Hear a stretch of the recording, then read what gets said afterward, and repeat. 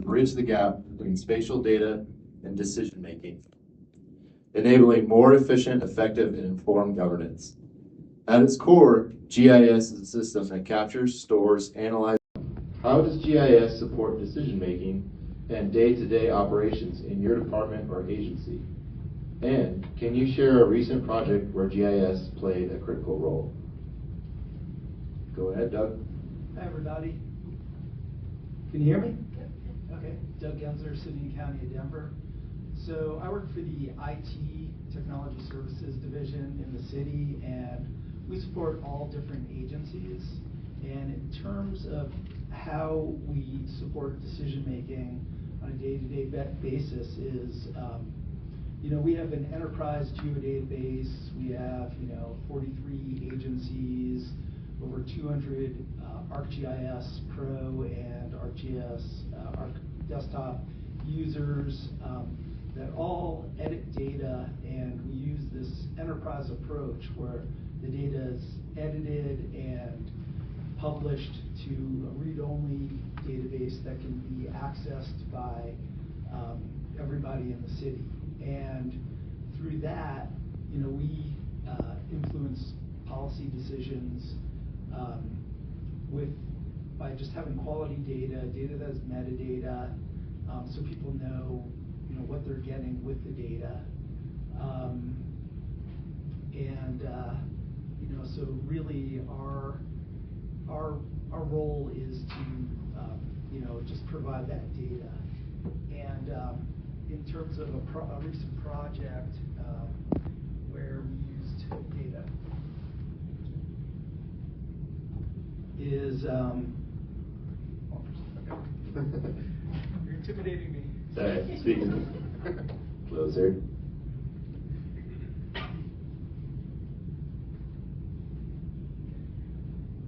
That's right.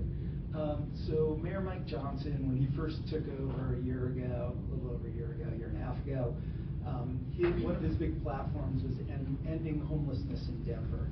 And I've worked for the city for 23 years, and I've seen mayors come and go, and they always are trying to end homelessness. And it's a very complex and difficult, thing to take care of. Well, since the pandemic, there had been a lot of homeless encampments throughout Denver. There are sanitary issues, rat infestations, businesses, driving business from Denver. So one of the things he wanted to do is see where all these homeless people lived and where these encampments were, and then find indoor places where these people could live, and then with wraparound services such as mental health, drug and alcohol treatment, they have laundromats. So one of the things we had to do is we had to site these locations. So we looked at all the city-owned land that was vacant, and it had to be of a certain dimension. And then we went through and looked and found all these different places. Now, there were town meetings, and we had to make sure that we put these locations in equitable locations. So this is a map which the mayor's office had us make to show, where these proposed locations were going to be. The ones with the slashes through them are ones that were, decided not to put in. But so we put the like census tract data on here and use the experience builder. Actually, I think this is ArcGIS dashboards. But just to show, hey, this is a wealthy neighborhood. We're putting 3 of these locations, some hotels and some tiny home locations, and showing that we're doing it equitably. We're not just putting it in minority neighborhoods. This one is majority white and of a high income. So that's one thing that we're doing to help this policy. And so far they've gotten over 2,000 people off the street, and a lot of people into permanent housing. And we had this lunch to thank us and the people in general services who actually put these tiny villages together, and the hotels, and he actually sat with the GIS team for a while, and he's really serious about, like, okay, well, we could house this many people now in this temporary housing. We need to figure out now how we can get them into permanent homing in a quicker way. And if we could get, like, 2,000, 3,000 people off the street a year, we could essentially end homelessness. It'll never truly be ended, but it's a policy that he is working towards, and we're trying to help with GIS. Cool. Thank you, Doug. All right. Can everyone hear me okay? Is that good? Okay. I'm Jenny Wallace. I'm the GIS manager at the Denver Regional Council of Government. If you're not familiar with DRCOG, we are a regional metropolitan planning organization. We're also a council of governments. There's 58 member governments in our region that make up DRCOG.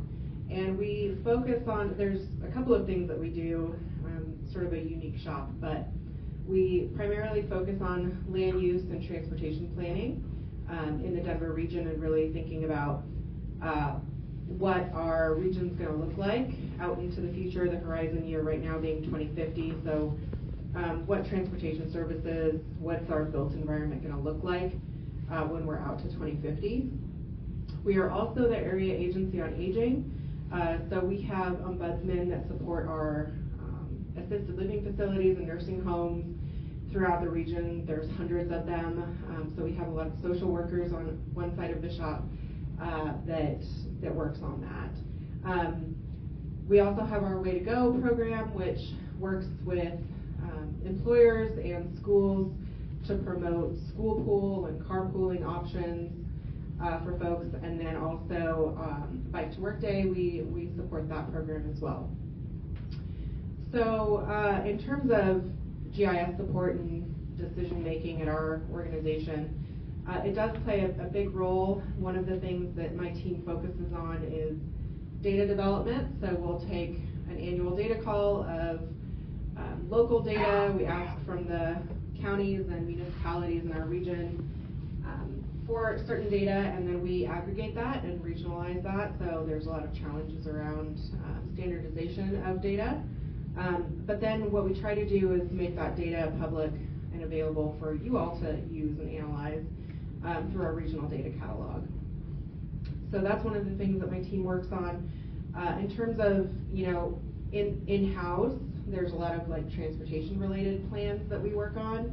So the regional transportation plan being one of the biggest, and that we're actually starting up that work now for a deliverable in 2026. So from the GIS perspective, that means bringing in data, bringing in maps. That could be print maps that go into the plan. That could be interactive online maps, dashboards, story maps. We do a whole suite of that. And a lot of them focus around transportation issues. So we've got our regional transportation plan. We're also working on an active transportation plan. So thinking about just sort of the multimodal approach of transportation planning. We are also working on a freight plan. So there's a lot of transportation related stuff that the GIS team specifically helps with. In terms of the land use side, we have data inputs like things like a housing data set that we aggregate every year, which is not publicly available. Some of the aggregations are, but that housing data, zoning data, parks and open space, that kind of data goes into this capacities data set, we'll call it, and that supports our land use model. So then that in turn gets kind of crunched through into our travel model. So then we're thinking about, okay, how are people, where are populations going to be out to 2050, where are jobs going to be? Then the travel model will sort of describe the roadways and the network that is necessary in order to support that kind of load. And then finally, the outputs of that go into our air quality model for the region. One of the projects that's most recent, you may have heard about this in other spaces, but I'll just give a plug for it, is our crash data dashboard. The team spent a lot of time developing that, and it's a really robust dashboard in terms of analyzing crash data, which can be a little complicated. But it really does offer a lot of analysis that you can do without actually having to bring in data to Pro or anything like that. So we're very, very proud of that, that dashboard. Thank you. All right, I'm Joey Stone. We're good? Can you hear me on back there? All right. So I'm a GIS manager at Denver Water in the engineering department. So my perspectives are kind of coming from that engineering lens. But what my team is responsible for is upkeep of our asset inventory, or our system, essentially. So I was reading through these questions. What is your day-to-day operations that use GIS? About everything. Our whole goal at Denver Water is to serve high-quality water to customers, right? And our infrastructure is what does that. So any day-to-day operation you see at Denver Water is using some kind of GIS or spatial information. And that can be from our finance department all the way down to our operations and maintenance, right? Some different examples of how we use GIS. Not only do we deliver treated water to customers, but we also collect raw water. So we have a system from all the way from snow melt down to customer. And GIS is involved in all of those. Some of the programs and projects we've been working on, from the collection side of it, we do bathymetric surveys of all our reservoirs and update capacity tables to understand how much water we can actually hold in those reservoirs. A lot of factors go into that: wildfire, sediment loading, stuff like that. GIS is involved in that. We actually have partnered with some other agencies and started looking at doing LiDAR collection for snow totals. So essentially we have a bare earth DEM, and then we fly those different watersheds a couple times during the winter and actually get accurate measurements of snow depth. And then we send teams out to do snow equivalency testing, so we can determine how much water we're actually going to get from this winter and stuff like that. It's pretty interesting. And that's all driven by GIS, which is awesome. Some of the operations and maintenance side, we have our own locating department within Denver Water. So anytime any type of engineering project or underground construction is happening, our locate teams go out with GIS and locate our underground facilities. One big project that we don't do a lot of public outreach. We can kind of go into that. I know there's some questions later on in that, and kind of our perspective. But one that you guys might have heard of is our lead reduction program. Anyone in here been a part of the lead reduction program? Perfect. All right. That one is a great example of how GIS was brought from every corner of the organization to try to come together and come up with a solution of saying, is this address or is this customer possibly a lead customer? So that went into finance, that went into my team's asset side of where all these assets located. We looked at CC&D data of when were these homes built, when was lead being installed, all kinds of good stuff like that. And then all the way down to our IT department, they built an interactive app on our website. I don't have it here, but it's easy to find, denverwater.org. You can actually put your address in there and see if you are going to be part of the lead reduction program.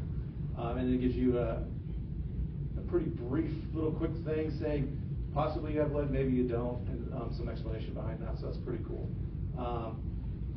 Even going beyond that, now we've had a milestone of 25,000 lead replacements, I think, in the last couple of months. We're pretty excited about. But with that, we even have crews that are replacing these services, collecting GPS on the locations of all these new connections. And the reasoning behind that is we're touching pipe we haven't seen in 50, 60, 70 years. We have no idea where that is in the street. So we're taking the opportunity of not only replacing services, but then updating and rectifying our infrastructure mapping, which is pretty cool. Other than that, it would be very hard to go throughout Denver Water and see where GIS does not touch. With that said, we have a few small GIS professional teams, but a lot of skilled professionals that use GIS as a skill or a tool. So what we're trying to do now is try to focus on those, how many actual GIS professionals do we have, and how many people use GIS in their everyday jobs. I've been in the water industry for over 20 years, and the growth of GIS has been tremendous. And it's not a growth in the GIS teams, it's a growth throughout the organization. from engineering to finance to planning, all the way down to operation and maintenance. It's pretty neat. Awesome. So this next question, it kind of rolls in. You guys kind of focused on like day-to-day operations and how GIS has a huge impact on all your organizations. So this question kind of rolls into where has this kind of these just day-to-day decision makings been indoctrinated into actual like policy for the organization, where they say, okay, this data is showing us this. You know, this is going to be a standard policy moving forward at kind of at an organizational level, and if there's any examples of that. Good question. I got to go first on that. Yeah. Starts out. I mean, you can kind of roll that lead service program. I mean, that's definitely a big one. Honestly, the lead service program being a project that touched kind of every part of the organization, it really shined a light on GIS. And the biggest light it shined on is that a lot of people thought GIS was just making maps. What we were able to show through the organization and hopefully to the public was that it does a lot more than that. Some of the different policies we've had come out with this, one that touches my team a lot is as-builts. When you start discussing as-builts in our organization, it's all about the system of record. What is the system of record that we have? What is the influence that AutoCAD and GIS have together, and about the data collection and bringing assets into our system? How does our asset management system play nicely with GIS? How do they integrate with each other? So policies that have come out from that, we're hoping, is trying to take another look at as-builts and how they affect the organization and where the true system of record is. We have our thing, we call it the engineering vault, which essentially is just all of our virtual documents get scanned and put into a virtual vault at Denver Water. And in the past, that was our system of record. Anytime you were going to go out and create a new project, or you had to go dig something up in the street, you would go to the virtual vault to find records. And those essentially would just be PDFs of what actually went in the ground. We're starting to find out that we never pull those records out and update them. So anytime a project touches something else, we don't pull those records out and re-update them. But we have started to update the GIS as everything goes on. And turning our organization more from a siloed environment to more of a collaborative environment, and allowing our subject matter experts to actually touch the GIS and update it. Getting to a point to where I hope in the near future we will have a policy of moving our system of record to GIS and not from the virtual vault. With that idea of being able to spread the capabilities and access to GIS, but then also ask for that feedback. It's hard to explain why we were siloed in the past. It was more of just a level of functionality. It was a lot easier that way. But now with technology coming out and the increase of GPS and people using this information in the field, we're desperately looking for a feedback loop to start updating those things. So policy level, at least that touches my group, is definitely in the as-built side. And that policy bridges further than just Denver Water. We had legislation for 811 locates pass in 2017. Perfect. That affects any utility owner that has underground facilities. You can't use a virtual vault to classify how good the data is. So there's a lot of things that are happening in the public space that are changing how we react to these things. David Siddell had a great example of what they're doing over there at Ball Arena. We would not be doing our ratepayers justice if they had a project going in that area and we send them PDFs of what we think is in the ground. People are expecting data. They're expecting data that's qualified and understand how good the information is. And I think we have data quality questions as we go that kind of hit that a little bit more. But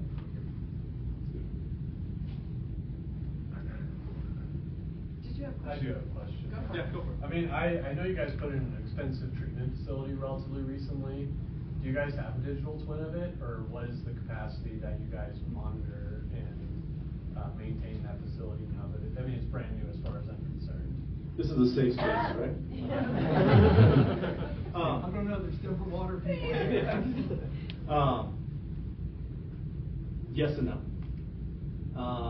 What Denver Water does really well is design. We have a BIM model, a whole 3D model showing what the design should have been. If that makes sense. A lot of our contract language is focused on design. What are you going to give us to design things? How is it going to be built? Those things. What we're really focusing on is the as-built side now. Taking a design model and just stamping it as-built is not acceptable anymore. So we're going back and looking at our contract language. How can we make our contract language a little more enforceable? So when you give us that model back, it's spatially correct or it's spatially qualified, so we can actually use it. The model we got back from that treatment plant is very detailed and great, but I can't give that to a field personnel and say, hey, go find these utilities, without some level of confidence.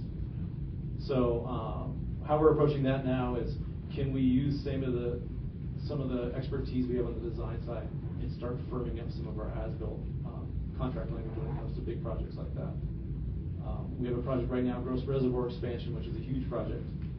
We're exploring all kinds of different ways of what as-builts are we going to get back from that.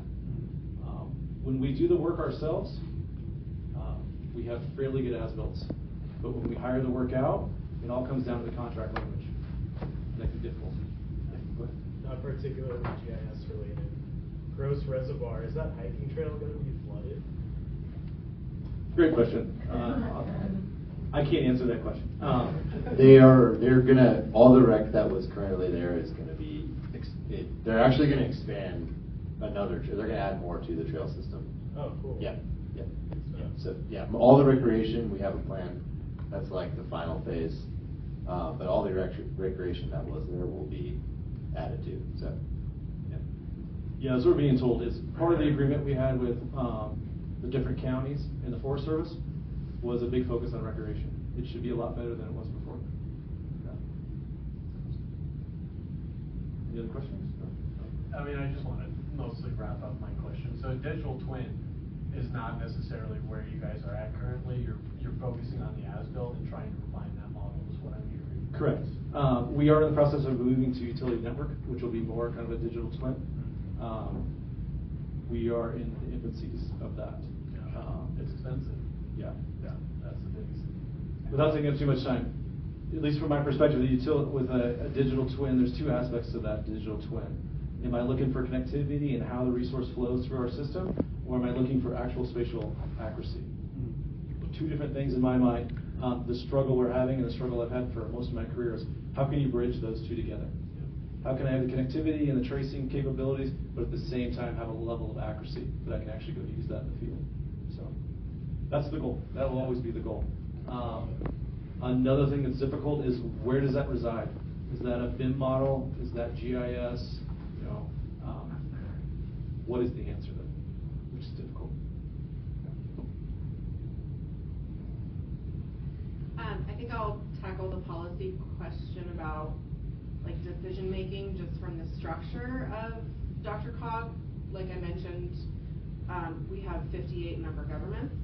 So what that means is that 58 representatives really have a seat at the table for the DRCOG board, and those are usually county representatives or city representatives that sit on city council or something like that. So basically all these people are coming together and making decisions about what our region should look like, and that plan is called Metro Vision. So I talked a little bit about the regional transportation plan, which is really what our transportation system is going to look like, but then there's this other aspect of decision making that's called Metro Vision, and so that can look like, the board of directors coming together and saying that at 2040 we want X number of parks and open space acreage.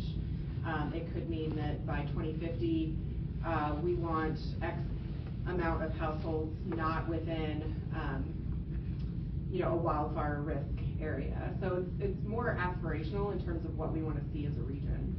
So when you're thinking about the board of directors making decisions about what those numbers should look like, then the basis of that really just starts with GIS and the data that supports that, so that we can say, well, currently this is what our region looks like in this metric, and then we can kind of target to what incrementally that could look like into the future. So as I mentioned, the GIS team at DRCOG spends a lot of time with data development, and sort of those foundational data sets then go into the policy decision making that happens at the board level.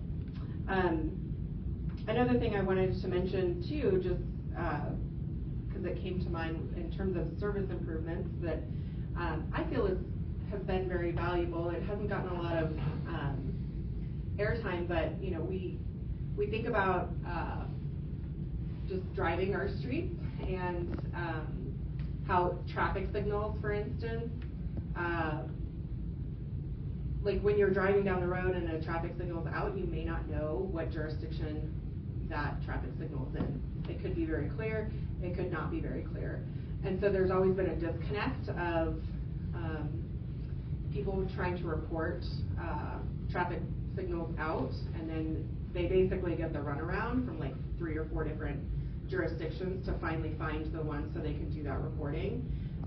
So a couple of years ago, we put a traffic signals map together that basically shows all of the ownership of the traffic signals in the region, and it's theoretically supposed to be a one-stop shop of like at least knowing who to call when you're reporting those. As I mentioned, it hasn't gotten a lot of airtime, but something that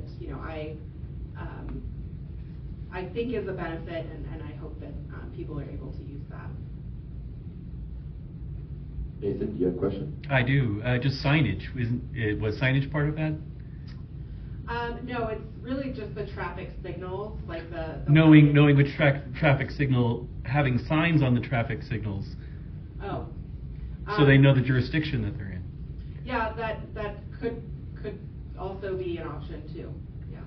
Because I just speak from my own experience and having maps of things versus Sure. physical assets Sort matter. of wayfinding type. Yeah. Truzy.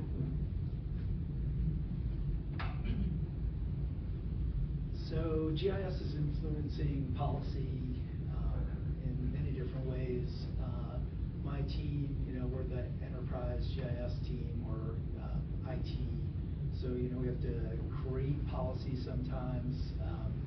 One thing is in the past 5 years, just the explosion of drone use within the city, and the call for regulations and policy for city users, different city departments. Our fire department is out front with drone use, and they've been doing it for about 4 years. They have these specialized vans with TVs in the back and can stream video. They're also providing support for the police department.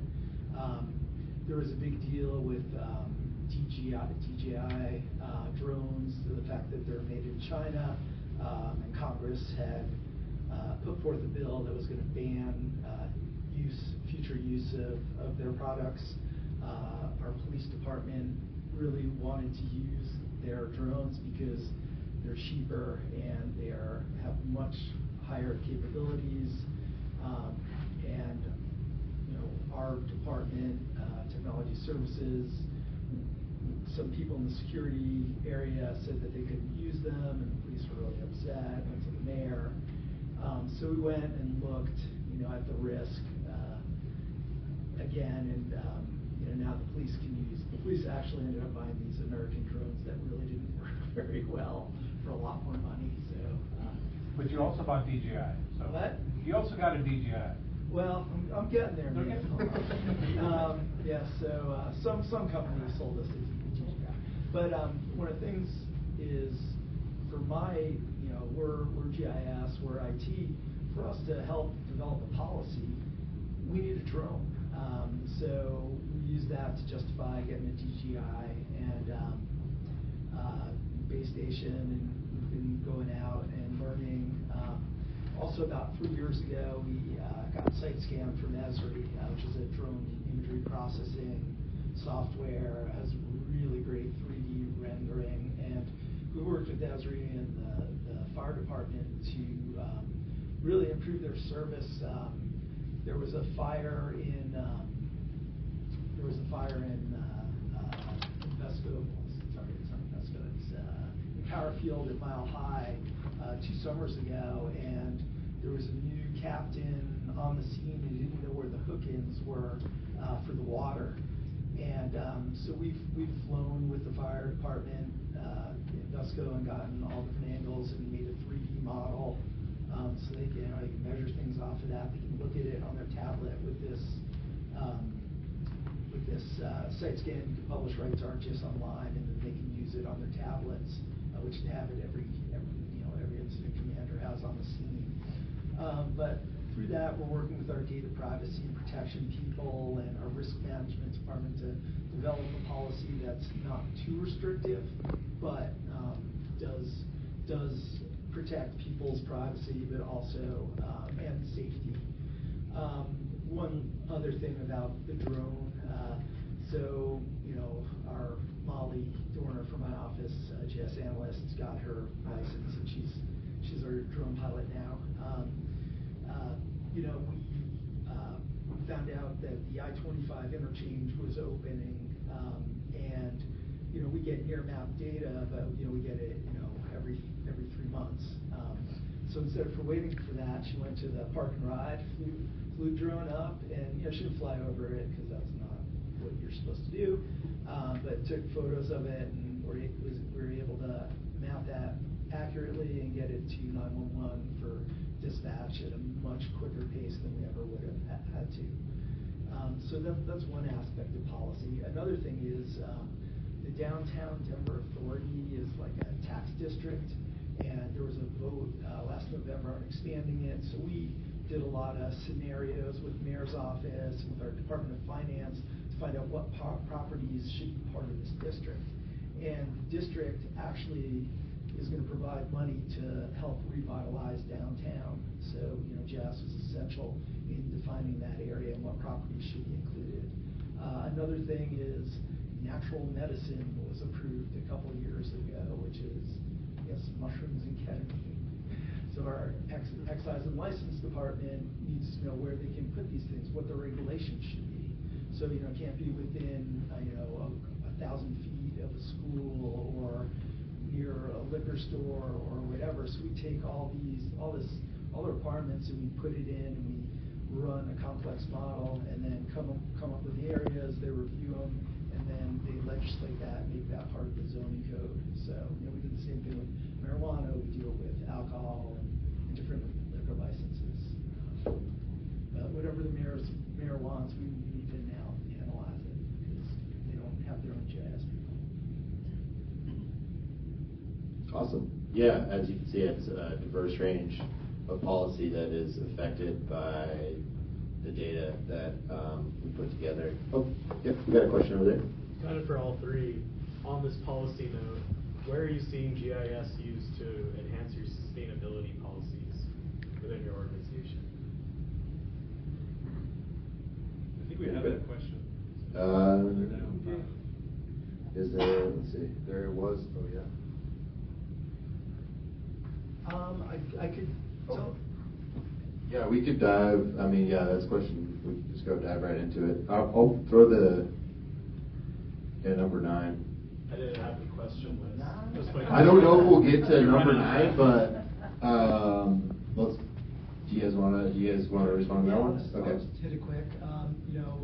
One of the big things with we have this CASR, which is Climate Action Sustainability, something with an R department, but they're a big sustainability department within the city, and they do rebate programs for like solar and heat pumps and e-bikes, and one of the things GIS is essential for is the master address database for the city and county of Denver is a GIS database. So we have all different integrations. We have like 20 enterprise systems that integrate with our we call it the GAD, Denver Address Database.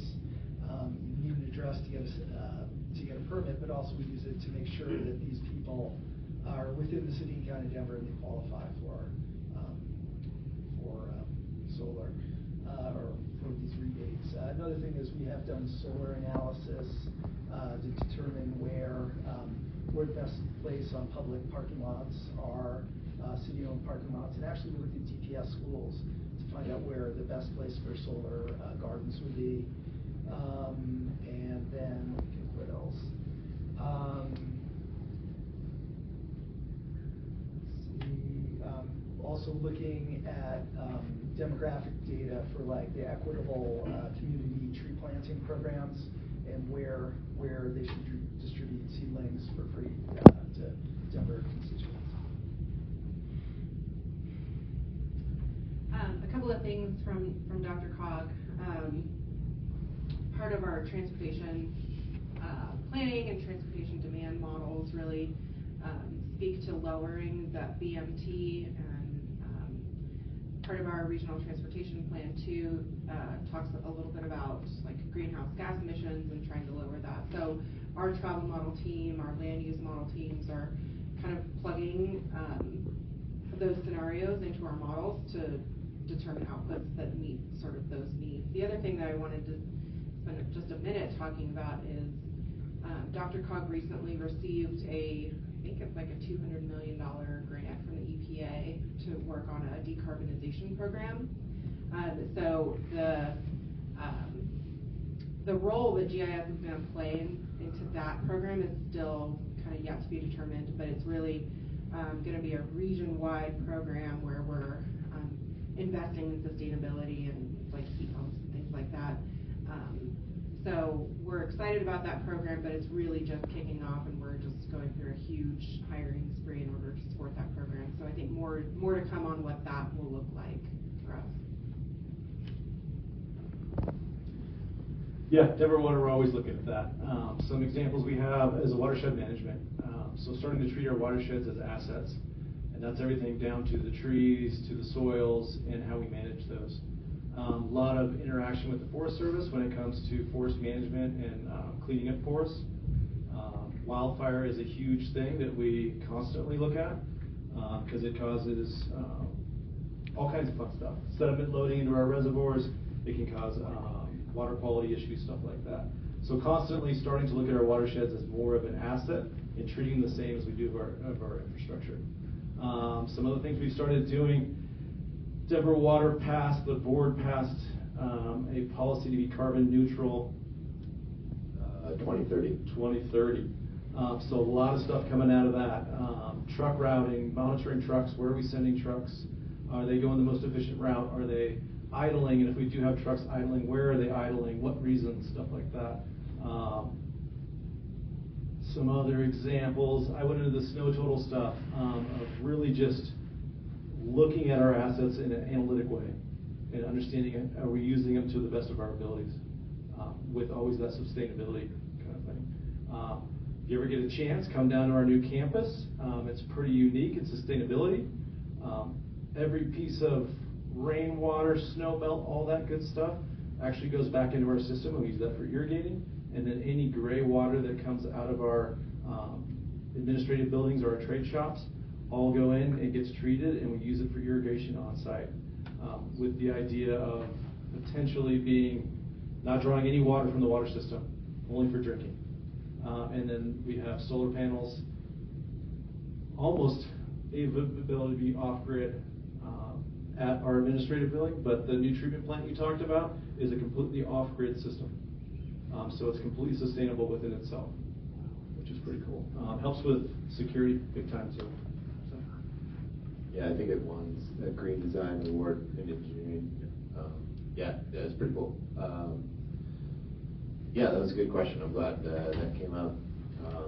It seems like a lot of folks are very interested in the ecological and environmental aspects of GIS. So I'm going to go filter back up to the top. So policy, environmental. This one's kind of getting into the weeds, and Joey kind of touched on it. about data accuracy. So how do you balance data accuracy with time constraints in decision making? And what tools or protocols have you implemented to kind of ensure data quality? This touches my heart. This is my favorite one. But I'll try to be quick. Time constraints, that's always an issue, right? One reason why I work in the public sector, to be honest, is that we have the time to focus on quality. Speed is not necessarily our top priority, it's quality. Being an owner of an organization or of an infrastructure or a utility, that should be our biggest focus, is data quality. So when it comes to my team, we kind of break it up into two different parts. We have the data quality or the accuracy of our information, where it actually lives on the ground, which dives into all the presentations you guys have seen today. There's a large investment when it comes to that piece. So what my team's responsibility is that we get a return on that investment. And the return on that investment is metadata, understanding where that data came from. If we're spending a lot of money to capture that information, good God, we should be able to use it in 10 years to actually to that same level. And that goes all the way down to the process we do collection, all the way to what are we projected in? What coordinate system are we projected in? How are we finding it? How are we running analytics against it? So the spatial side is its own little animal that we work on. When it comes to more of the, and I'll speak with assets, alone from where they live on the earth is what information do we have on those assets? And how can that information be used throughout the organization to make decisions? We are trying to pivot now to be more of a collaborative environment when it comes to asset management, at least on the GIS side of it.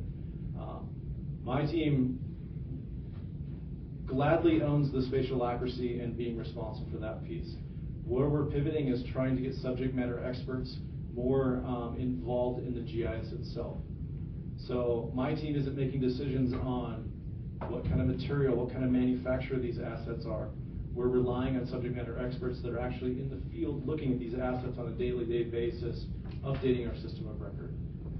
So that's the biggest pivot we're making now, is that the people that are touching and operating these assets should be in control and ownership of the information that's based on them.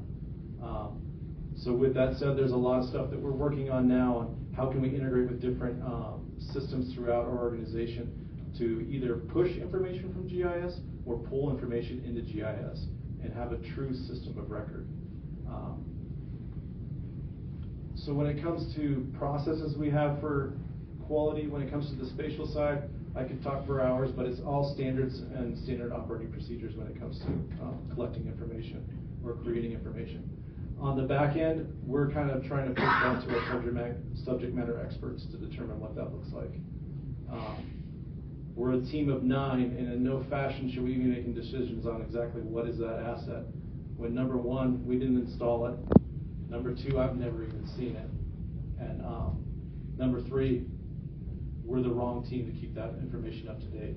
But we are the right team to figure out a process to allow others to do that. So that's kind of how we approach it. I feel like being a regional entity, we get a little squishy here, and that's okay. We don't own any assets.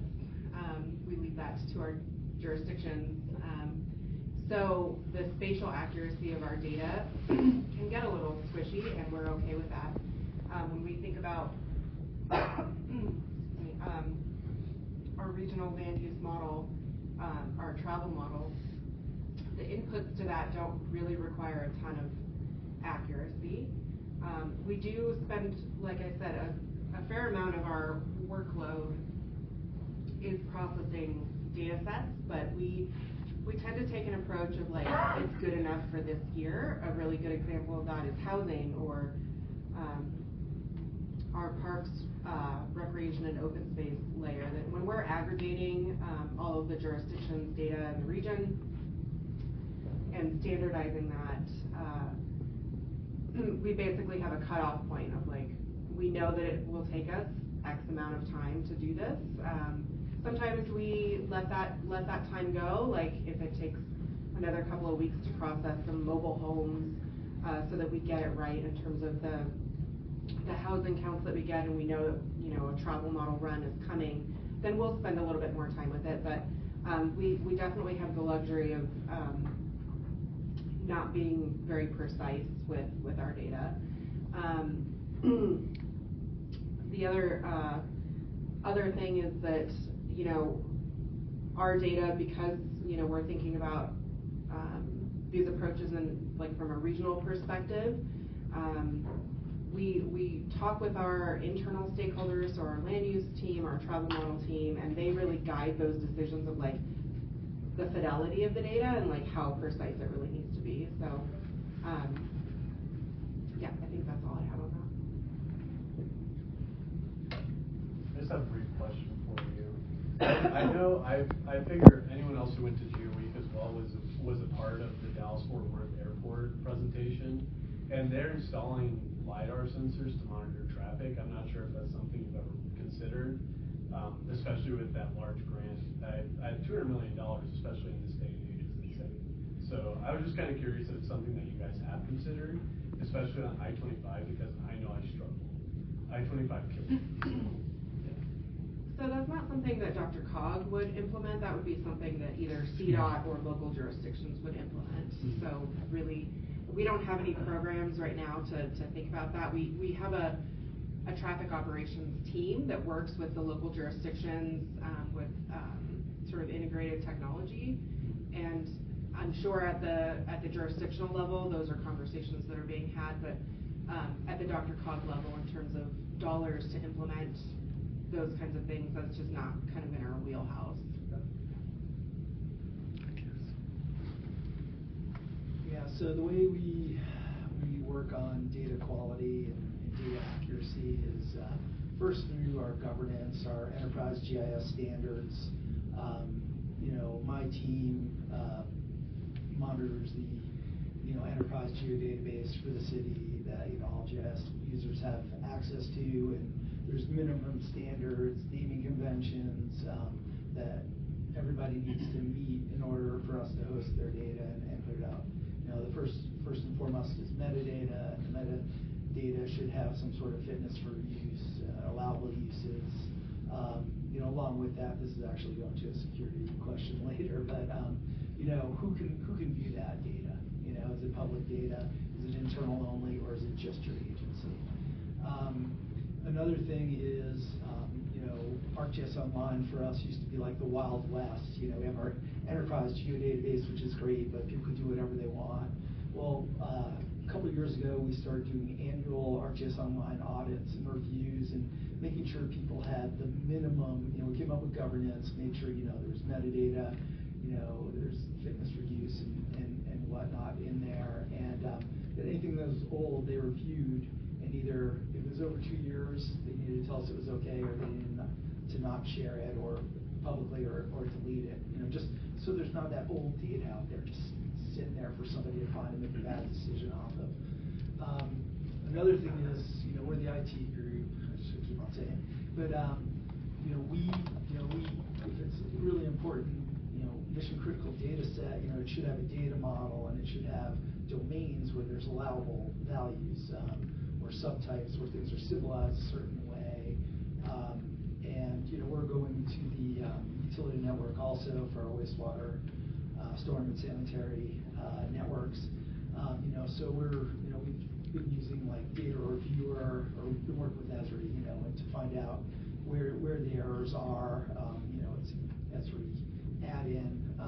Another thing is, you know, we have right now, you know, we're at 10.8.1, ArcGIS 10.8.1 Enterprise, and we're going to go to 11.3 in the next year, hopefully. But also, you know, instead of using custom apps, we probably have like 3 custom apps that we're trying to either eliminate and just use configuration or whatever. But attribute rules are a great way of ensuring data quality, so we're going to be using plenty of those. And let's see what else. Yeah, and I think that's about it. You know, yeah. I guess since we're talking about quality, I'm just curious what the city's approach is to to its GIS users internally? Do all GIS roles, projects get filtered through a GIS team, or do you allow kind of other folks to utilize GIS or create GIS products if they wanted to? Yeah, great question. So there are 43 agencies or departments within the city. We're the enterprise GIS. We take care of all the licensing, hardware, software, infrastructure, security. But there's GIS teams throughout the city, be it like one person in CASR, our sustainability department, or 16 people in community planning and development, 12 people in the police department. They are the subject matter experts, and some of them, we give,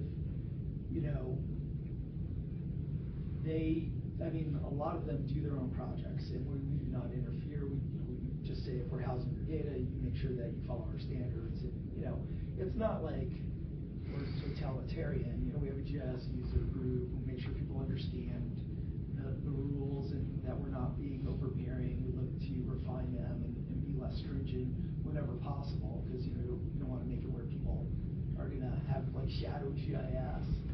But the idea is things are mapped once and used by many. So like lots, we have like 705 ArcGIS Online users, and probably like 200 of those are publishers, publish stuff directly to the internet, to the public. And we vet the people, make sure they know the rules and they know their subject matter. What ArcGIS Online governance, one of the more important things recently is like ADA accessibility and making sure that they understand so the city doesn't get sued, but also that our data is accessible to people that need it to be accessible. Thanks.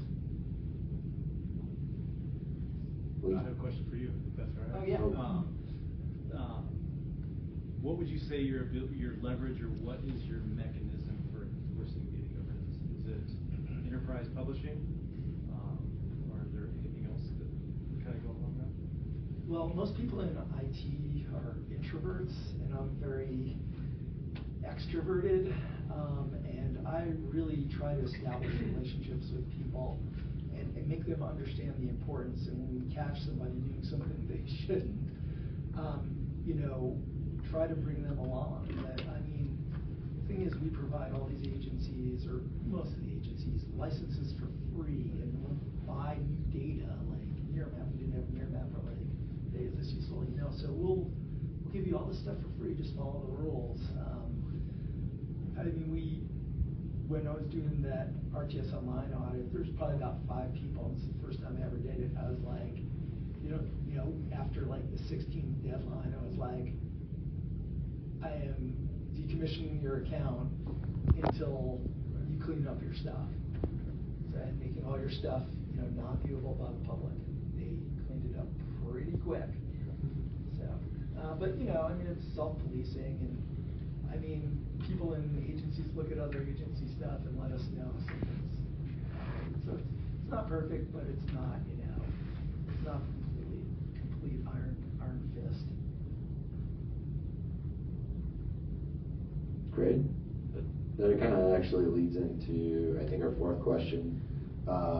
So what role does interagency collaboration play in your GIS projects? Are there any unique partnerships or collaborative efforts that have been particularly successful?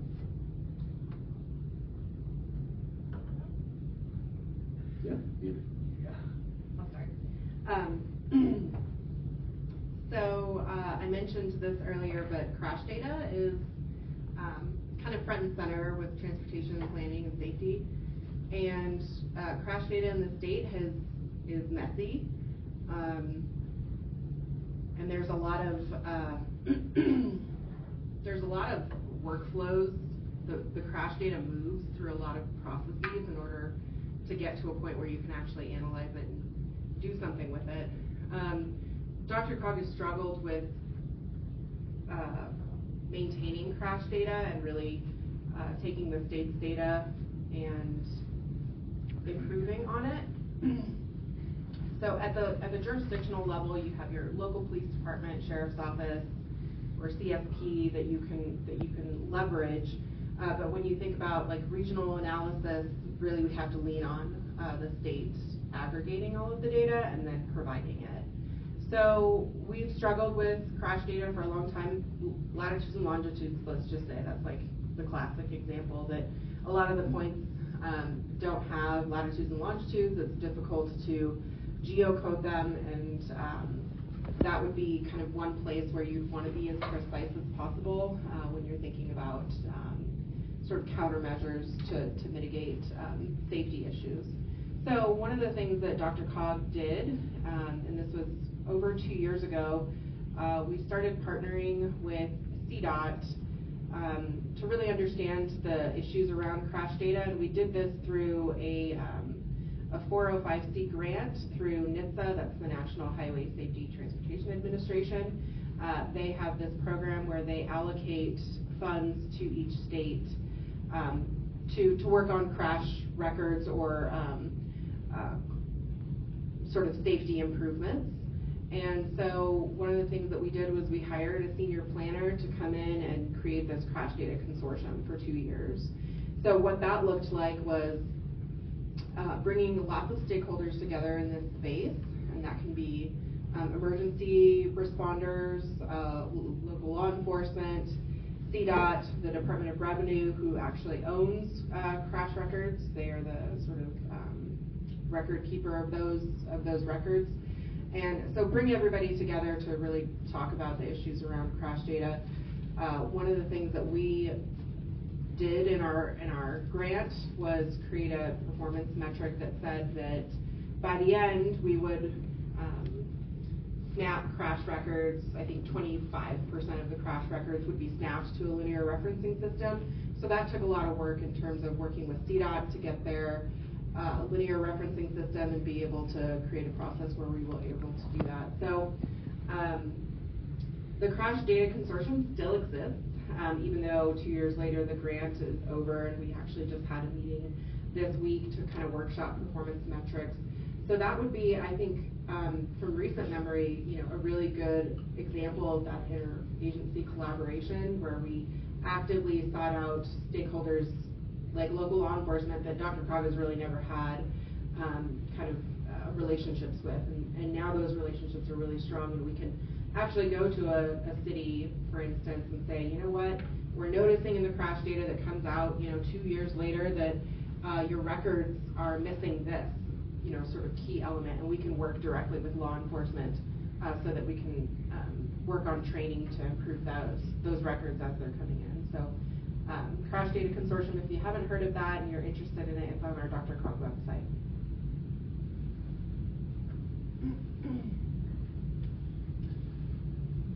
All right, I can think of kind of 2 avenues to take this question.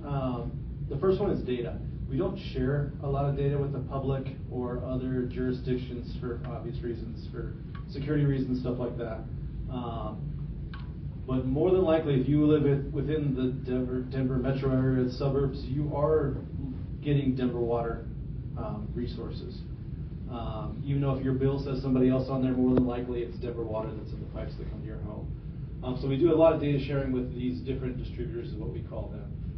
We serve them through a master meter, and then they essentially take it from there and do the billing and stuff like that. So we're constantly sharing data internally with other organizations that deal with water. On the other side of it, we have a new CEO in the last couple of years, and his big push is, what can we share with you, public? What can we put out there? And what my team has started to look at is that we can share standards. We can share data standards, collection standards, start to align with other agencies throughout the Front Range to make sure that these standards are shared across the board. We had a great meeting with Parker Water coming to the table and saying, we don't directly interact with each other, but we deal with the same data and we deal with the same submittals. So why can't we come together on standards and share that information and make it easier for the public to do business with us? Right now, it is such a prime opportunity for these different organizations to come together and say, can we share data structure? Can we share data schema? Utility network, if anyone's been involved in that, to utilize that technology. The schema and the data structure is very rigid, but it is forcing other agencies like ours to re-look at how we structure our data and how we publish it. And working with other distributors, can we work together so it looks similar? Again, with projections, everything you saw this morning, everything is coming down to projections. Is there any way, as organizations across the Front Range, can we come together and say, when you submit plans to us or you submit data from us, it has to be on this projection? Like John mentioned, Denver Water has custom coordinate systems. It's really frustrating to do business with us. We have very good reasons why we have those custom coordinate systems, but I can imagine doing business with us can be super frustrating. So that's where we see public outreach. We can't really serve up data, but what we can do is serve up standards and processes that we use internally, and start to reach out to these other organizations and try to pair up to see where we're at. We've been working with CDOT in the past, trying to align with their as-built requirements that they have coming out too, so it looks similar. And hopefully to do that with CC&D at some point too, sitting down with their utilities and coming up with similar standards, similar process.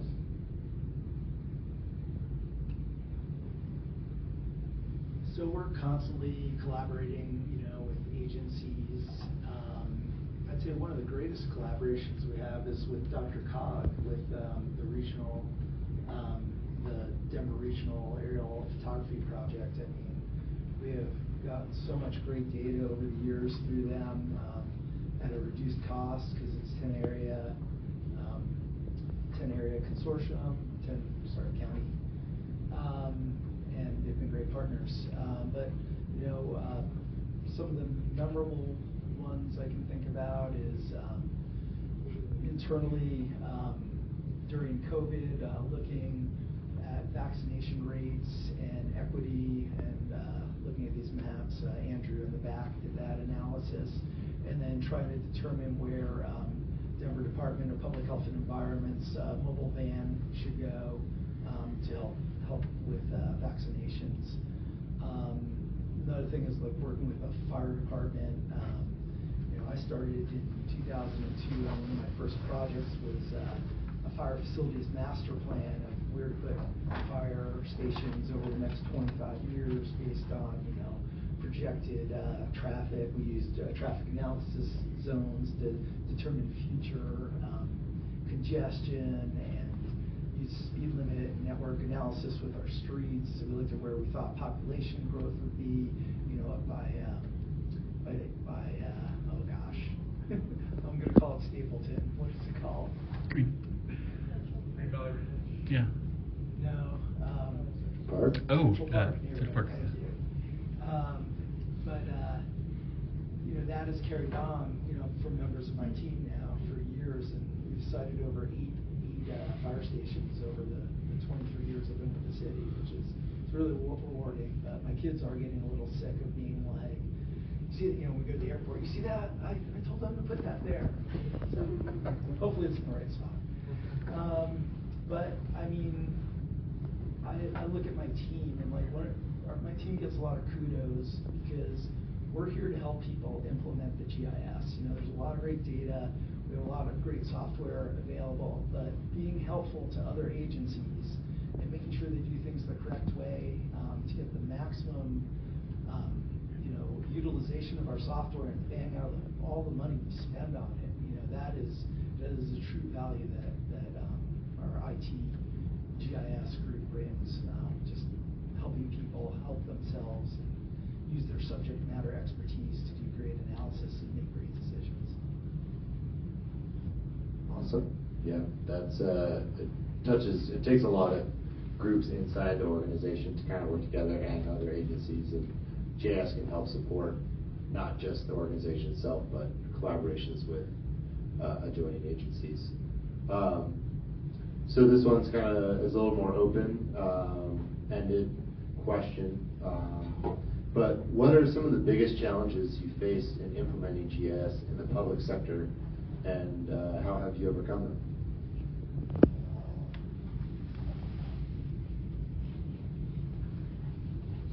So, in terms of implementation, things have been really good. I mean, like I said, I've been with the city for 23 years, and we've we've just grown and grown. Sometimes it's hard to justify the positions. You know, at one point we had 8 developers, you know, and that slowly got whittled down to 1 developer who's now actually a GIS enterprise architect. But I mean, I would say the issues that we have in the public sector, and probably some of these are issues that other, you know, private organizations have. One of them is managing expectations. You know, when somebody comes to you with a project and they don't have the data and they think all data is available. Data quality, when you get data for somebody and it's crap and you're like, we do not have the time to clean up your addresses. We'll run it through our validator and you can clean up the bad ones. You know, and also scope creep. People are like, wow, this is cool. Well, especially the leadership people. This is cool. Can we have this now? You know, so we're constantly getting, you know, like, oh, well, you know, we need this now, we need that now.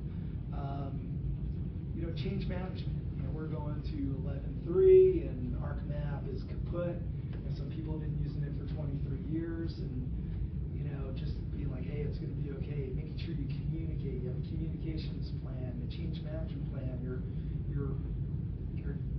letting these people know way in advance that they're going to have to make this move, but then offering the training and support that they need so they will be able to make this change and overcome what they call the trough of disillusionment when they go to the new software.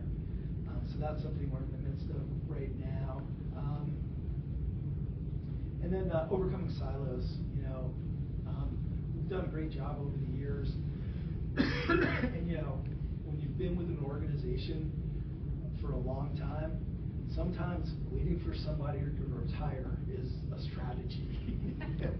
But we've really done a great job at integrating a lot of data. You know, in the past, public safety, you know, has been wary of sharing their data, and we've just gotten them into our enterprise data hub, which will allow agencies throughout the city to use public safety data, you know, once approved. And those are the big challenges that I see. You know, we want people to buy into the enterprise approach and share data, you know, where it makes sense and where it's not violating any laws, and help everybody be better at what they do. So one of the challenges in creating regional data sets, as I mentioned previously, is aggregating data that may have different schemas. A good example of a data set that we aggregate, but I don't know particularly how useful it is our zoning data. So we take all of the jurisdictions data, we slap the zoning layers together, we try and fix topology errors, but we don't spend a ton of time with that. But really the crosswalking of the land use or the zoning codes is problematic. And we've tried to address this. A few years ago, we hired a consultant who basically crosswalked all of the zoning codes into a regional zoning code that we could then implement, but that gets out of date quickly, and we don't have the capacity at DRCOG to go through all of the zoning codes and changes that may happen year over year and rectify that into a regional zoning code. So we've kind of abandoned that regional zoning code approach and gone back to just slapping zoning layers together. So that is a challenge in terms of managing multiple inputs and you know, trying to create useful data out of that. Another thing that we've struggled with is data sharing agreements and license agreements. A good example of that is for several years we have been processing employment data from Department of Labor and Employment. And part of that data sharing agreement was that we were able to share the data with kind of our partners, member governments, whoever really wanted the data from local jurisdictions, partner perspectives, RTD, you know, local cities, if they wanted the data that we processed, that we went through and cleaned, then we were able to share that sort of work product.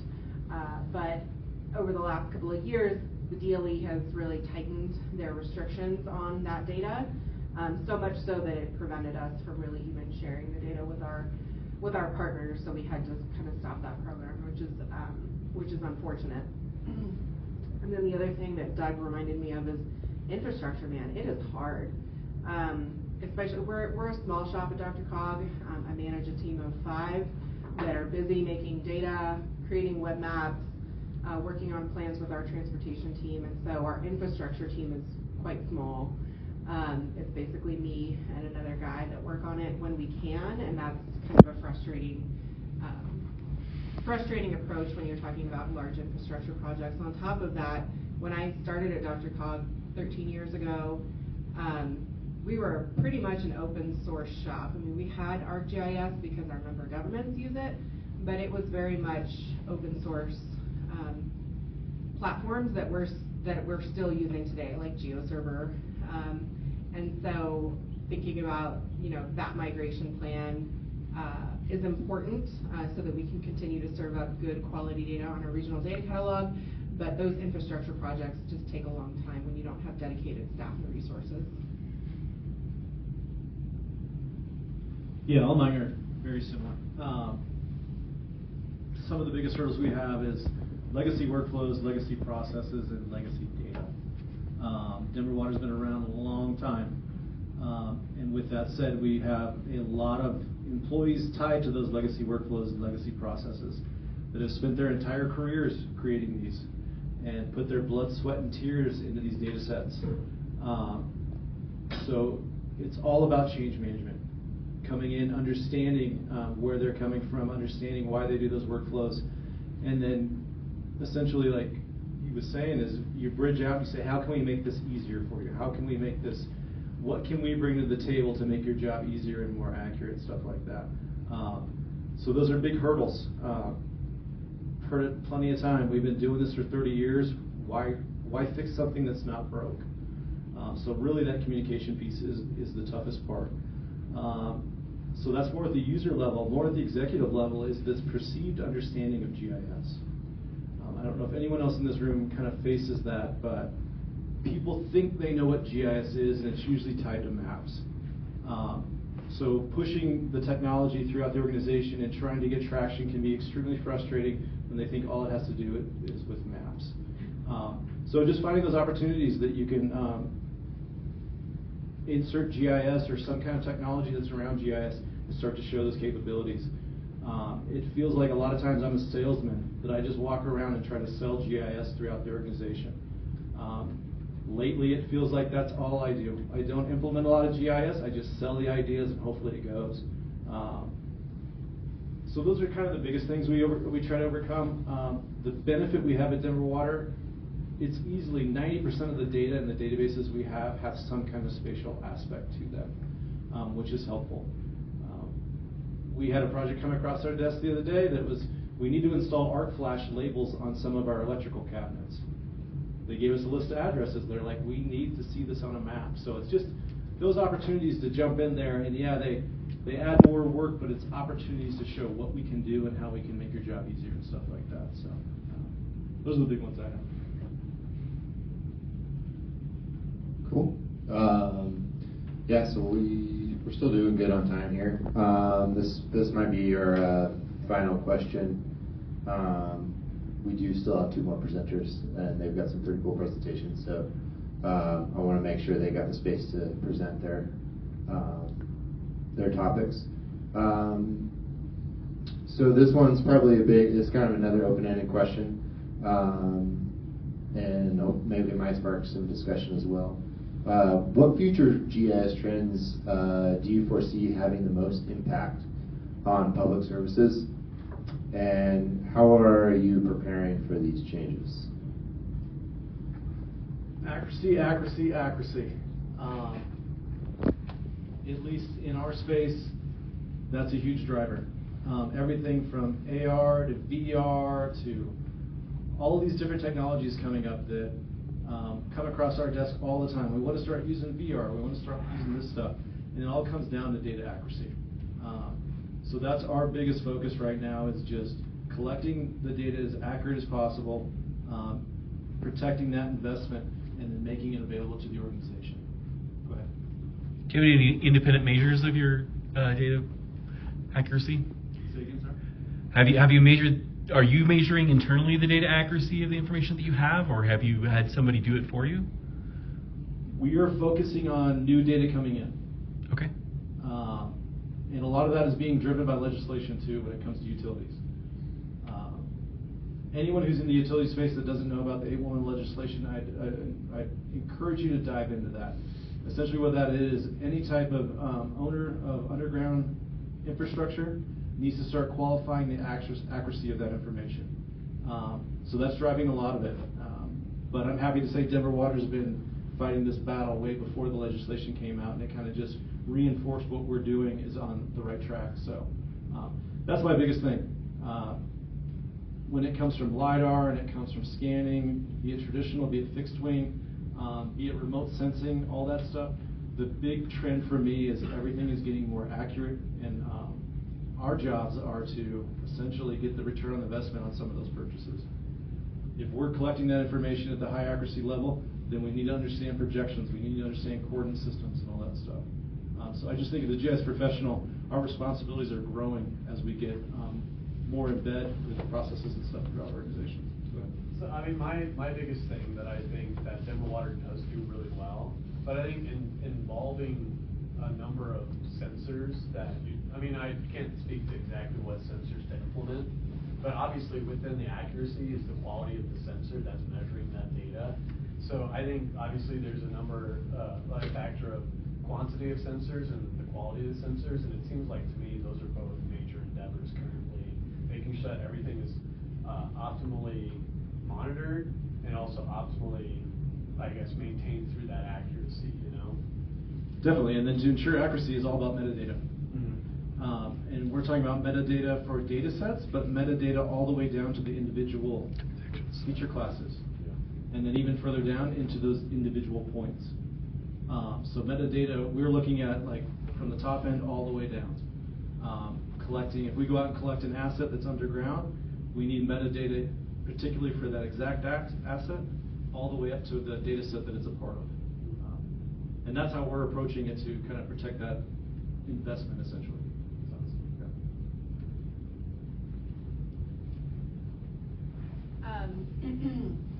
I know that this is a conversation happening at the DRCOG level, especially with some of our smaller communities that are interested in implementing AI technologies to better serve their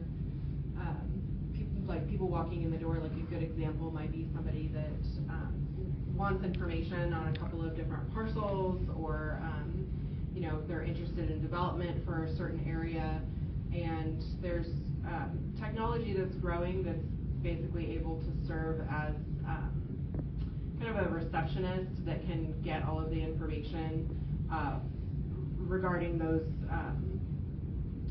maps and the information that the public is looking for. And so we're starting to see some conversations happening at the DRCOG level for smaller communities of how to implement that kind of technology. And from our team's perspective, like we're also looking at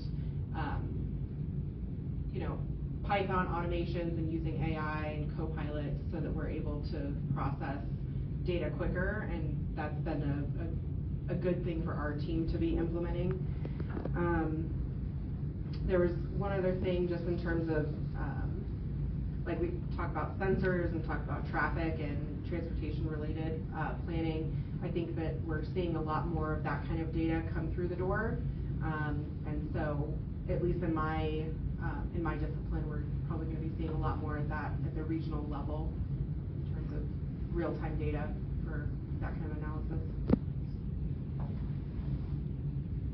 Yeah, and I agree with Jenny in terms of in my agency AI, and I've been taking a bunch of classes on Pluralsight just to make sure that I'm up with it and see any integrations with GIS. Our Department of Public Health and Environment tried to use it to detect homeless encampments, and didn't have the greatest of success. But we're definitely looking for those types of use cases. Another thing that my team is using it for is like code snippets, for Python or other languages. Hey, I want to do this. Here are my variables. trying something out, and Pluralsight actually has a class on it that I'm going to put in my team's performance reviews to. But we just, with GIS, it's such a tech-savvy application platform. You always need to keep up on with what is happening, what is the latest thing, and seeing if it's worth learning about. I always try to attend the Ezra UC either in person, every couple of years, or virtual, just to see what the new buzz is and see what's out there. And when I do go to the UC, I always try to go to like 1 or 2 tracks that have nothing to do with what it's GIS, but nothing of what I'm doing, to just see if that's something that'll trigger something in my brain, or just learn about what other people are doing. It's 29 years I've been doing GIS, and the thing that is great is just always learning the new stuff that is coming out. The way the software has gone from command line to just the most coolest UIs, and being able to just make such high quality cartographic products and applications so much easier. But just keeping up with technology. Cool. Awesome. We've got a few minutes, so I want to open it up to the floor if there's any questions or thoughts that the audience would like to get out. Neil? Yeah, just I guess since we're on the topic of industry trends, I guess pivot more of like on from a career standpoint. It seems to me like when you see a lot of these like job postings that are GIS job postings, they're like really for like a software developer or an IT architect, but maybe it says GIS there. Kind of curious what people's thoughts are about industry trends, and from a career standpoint is just because that's not the typical like background. I just speak for myself, but I think it's true of a lot of people. Not a lot of us have that type of background. More of just like a geography or environmental science or that type of background. So just curious if anybody has any thoughts about career progression trends. Yeah, I don't know that I can totally talk for all industry, but yeah, Python, Arcade, attribute rules. We're an Esri shop, so like everything's Esri. But in terms of when I'm hiring, it depends what I need. We have maybe like 2 people that are great at Python on my team, and then a third that's decent. And everybody's getting good with Arcade. But last time we hired somebody who's like, oh, you have enterprise experience, ArcGIS enterprise experience, and this person loved writing governance documents and reviewing stuff to make sure it just the quality assurance aspect and the things that nobody else on the team wanted to do, and it was just wonderful. So there's lots of different paths you can do. Obviously, people are always looking for the person who has everything, but yeah, definitely some level of being able to automate is definitely valuable. Yeah, I think that IT infrastructure is a big piece of what I look for, and not necessarily that you have to have the skill set, but you have to have the desire to go there. And there's some people that are just not willing to do that, and I'm not interested in hiring them. So I need people that are flexible, that really have the drive and desire to learn things, whether it's enterprise or whether it's getting into AWS and Azure, whether it's databases. Those are some of the things that I would probably focus on, especially on the database side and SQL. The other thing that I'm finding more and more that I'm asking of my staff is project management skills. So I would highly encourage that in terms of the learning and discipline that you really dive into and try to get as much out of it as you can. And there's a lot of, we are in a technical field, and I've had to learn this the hard way. Soft skills, they go a long way. Being able to work with people is really, really important, and we get kind of stuck into this introverted very techy role and attitudes that go with that. And I would just say be really flexible with your soft skills and willing to learn in that space. Yeah, just really quickly, I don't want to go over, but using GIS and using analytics in applications and all that stuff is getting easier. We've had this discussion at Denver Water several times, and it's more just to drive conversation and maybe even upset people every now and again. But looking at GIS, is GIS still a profession, or is GIS becoming a skill? And why I say that is that I'm a civil engineer and I have GIS as a skill. I'm not a GIS professional. And that can kind of go across the board. We hire a lot of people a lot that have professions in other things, but they have GIS as a skill. And with that skill, they can develop applications, they can run analytics, they can do a lot of things that a quasi-GIS professional did in the past. So that's kind of the evolution I'm starting to see, is that if I work in the planning department, maybe I'm not looking for a GIS professional. I'm looking for a planner that has GIS as a skill. So that's kind of my perspective. Excellent. Oh. Can I just make one observation based on my own observations? I think really AI, machine learning, large language models, GIS, they're all just tools, right? They are not the science itself. I would agree. David? I just really want to say, thank you to the panel. I took pages of notes. This was a really good use of time. I thought it was excellent. So I really, really appreciate your time. This was great. Yeah, this was great. I think the discussion was flowing pretty well. So thank you, panelists. Yeah, like I said, we still have 2 more presenters. And also, if you want to work on your soft skills, we have a happy hour at Races. So just plugging that as well. Thank you, panelists. And we'll take let's take a 10-minute break. And then up next, we'll have Hannah Larson with Esri to talk about exploring ArcGIS Insta apps and Experience Builder.